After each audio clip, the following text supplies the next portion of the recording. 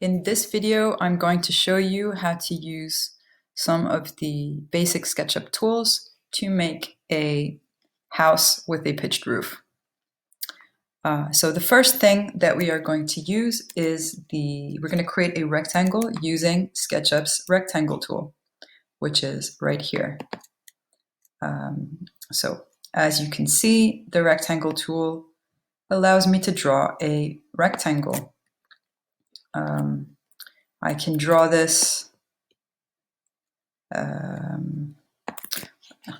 can draw this on different planes. The good practice with SketchUp is always to use the camera view to set up your viewing perspective so that what you are drawing is being drawn exactly where you want it to be drawn.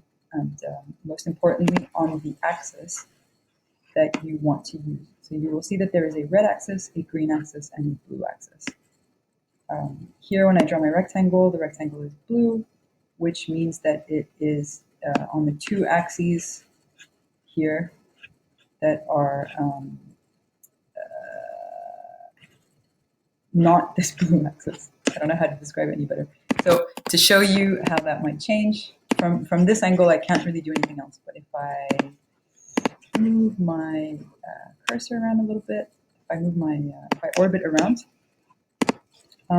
you see that now the rectangle has changed color, which means that it is going to be drawn on this plane, the plane that has the blue and green axes.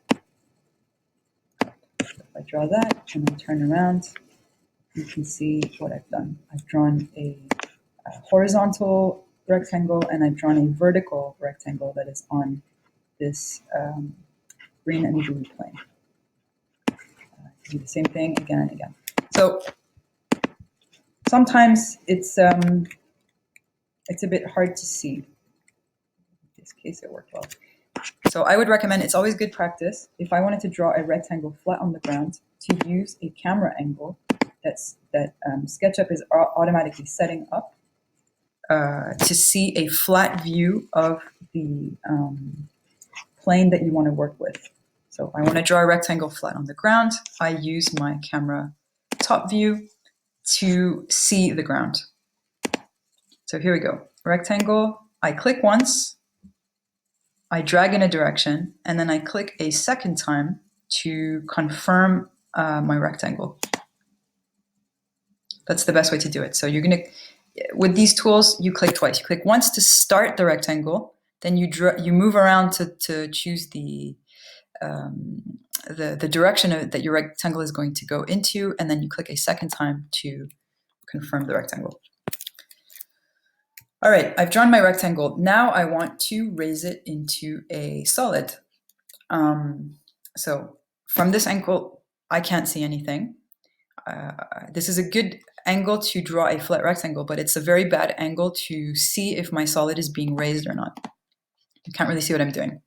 So I'm going to orbit so that I can see a little bit more of a perspective of my SketchUp model, so that I can see how high I'm raising my solid. To raise the solid, or to raise any surface, I'm going to use this push-pull tool, which looks like a little block with an arrow. The push-pull tool is really great to either extrude solids from flat shapes or cut away into shapes. So how does it work? Well, I click the surface that I want to raise. I click once to choose the surface. Then I start moving in the direction that I want to go, and then I click a second time to apply my transformation. There you go. So now I've made a block. How am I going to make the roof? Well, I'm going to use the same push and pull tool to cut away. So first what I need to do is I need to draw the blocks that I need to remove. So I'm going to draw two lines coming from the middle of this edge over here. So you can see that SketchUp is quite sticky. It wants to choose points that have special value, such as the midpoints of a segment, of a line. So I'm going to go from the midpoint. I'm going to click here, and then I'm going to come and find a, see, it also sticks to the edge, to this. So I know that as long as this is red, I'm on the edge, not outside of the edge.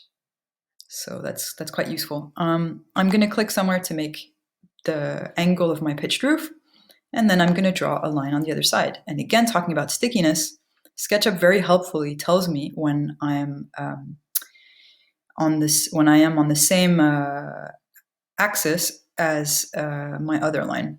So they have the exact same length in this case. Here we go. I click.